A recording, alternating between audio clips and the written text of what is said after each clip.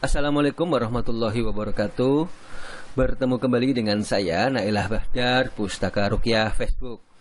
Sahabat semuanya, kali ini kita berbincang-bincang tentang pengobatan tibun nabawi, yaitu herbal madu. Sebagaimana kita ketahui, madu telah dipercaya berabad-abad lamanya sebagai obat yang sangat ampuh.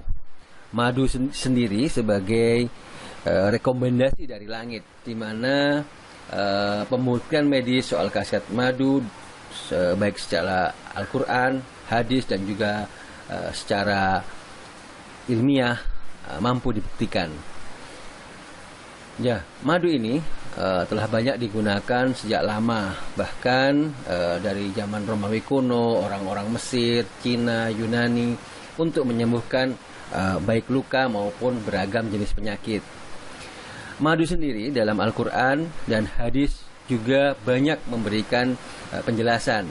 Di antara khasiat madu bisa kita lihat dalam surat An-Nahl ayat 68 dan 69, di mana Allah Subhanahu wa taala menyatakan, "Dan Tuhanmu mewahyukan kepada lebah, buatlah sarang-sarang di bukit-bukit, di pohon-pohon kayu, dan di tempat-tempat yang dibuat manusia. Dari perut lebah itu keluar minuman, madu yang bermacam-macam warnanya. Di dalamnya terdapat obat yang menyembuhkan bagi manusia. Sesungguhnya pada yang demikian terdapat tanda-tanda kebesaran Tuhan bagi mereka yang memikirkan." Kemudian Rasulullah juga menegaskan bahwasanya khasiat madu tersebut dalam hadis yang diriwayatkan Bukhari, madu adalah penyembuh bagi semua jenis sakit, dan Al-Quran adalah penyembuh bagi semua kekusutan pikiran. Maka aku sarankan bagimu kedua penyembuh tersebut, Al-Quran dan madu. Nah, berkaitan dengan pembahasan madu, para ilmuwan juga banyak sekali melakukan penelitian secara mendalam tentang efek penyembuhan herbal madu ini, di mana dalam uji ilmiah tadi, yang pertama, madu dapat digunakan sebagai antibakteri dan jamur. Ya, dapat menghambat pertumbuhan bakteri seperti Staphylococcus aureus, patogen tertentu, fungi, atau jamur. Nah, kemudian madu juga dipercaya bisa sebagai antibiotik konvensional. Madu juga bisa untuk dipakai sebagai anti mencret atau diare, dan juga ia mampu menghambat laju seperti salmonella, kemudian bakteri E. coli dan kolera. Bahkan di beberapa kitab-kitab yang membahas soal madu ini, madu dipercaya sangat efektif sekali untuk menyembuhkan luka dan anti-inflamatori atau luka bakar. Termasuk juga menyembuhkan infeksi bekas operasi, kulit terbakar, dan juga operasi-operasi yang mengakibatkan luka di badan.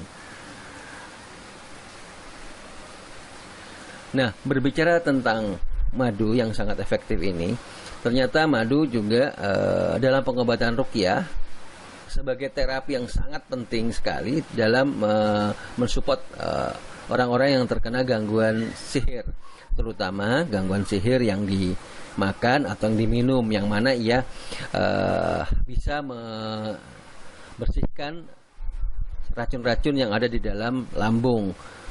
Biasanya racun sihir yang ada di dalam lambung ini akan menempel erat, lengket, baklim, ya, yang akan susah sekali keluar jika tanpa dibantu oleh obat-obat pencahar. Obat pencahar yang paling bagus atau untuk mendetok racun yang paling bagus, yang sepengetahuan kami, juga adalah madu. Nah, sudahkah Anda mencoba? Silahkan Anda coba. Nah, kami dari Pustaka Ruqyah ada sebuah madu yang sangat bagus, yaitu madu yang sudah diruqyah, yang kemudian kami campurkan juga dengan herbal daun bidara Arab, kemudian juga bubuk habatus sauda, di mana campuran ini tentu sangat efektif dan sangat bagus sekali untuk pengobatan supporting terapi ruqyah. Baik, berbicara tentang madu, ini ada nasihat dari ulama terdahulu ya, yang mana ada tips bagi Anda yang tengah sakit, terutama para suami. Sudahkah Anda mencoba terapi ini? Yaitu memakai saran ulama-ulama terdahulu, harta istri adalah obat. Nah,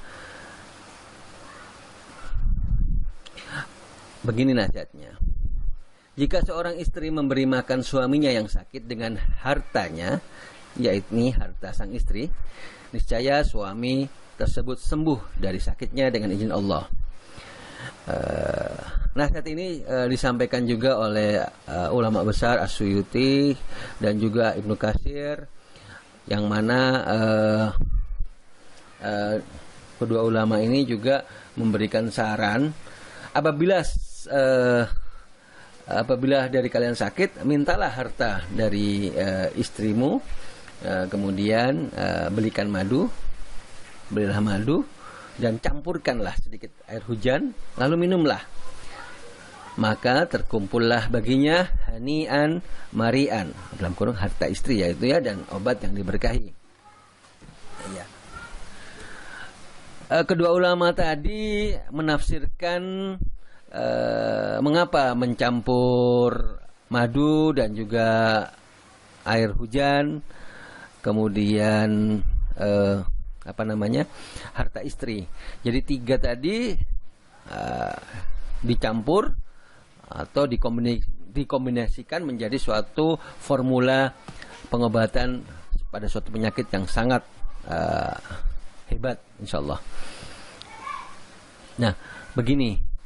Alqamah, salah seorang kibar tabi'in, pernah berkata kepada istrinya, berilah kami makan dari hani'an mari'an yang tersebut, yaitu dari harta istrinya maksudnya. Nah, kemudian bahwa ada lelaki datang kepada Ali radhiyallahu an berkata, sesungguhnya dalam perutku ada penyakit. Kemudian Ali bertanya kepadanya, apakah kamu memiliki istri? Dia menjawab, iya.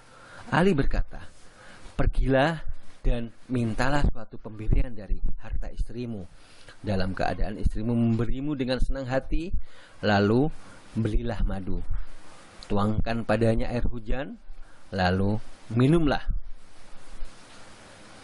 Nah, kemudian insya Allah penyakitmu akan sembuh. Nah, pergilah lelaki itu melakukan hal tersebut, akhirnya lelaki itu sembuh. Lebih lanjut lagi, dikata penutup, maka kami ucapkan selamat bagi kalian wahai para istri dengan keutamaan dan kemuliaan ini.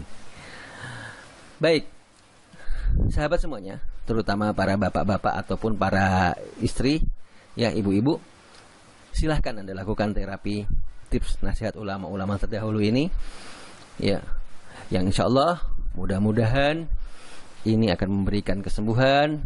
Mudah-mudahan sedikit tips ini bermanfaat buat semuanya. Masih tetap dengan Pustaka Ruqyah bersama saya Nailah Badar. Wassalamualaikum warahmatullahi wabarakatuh.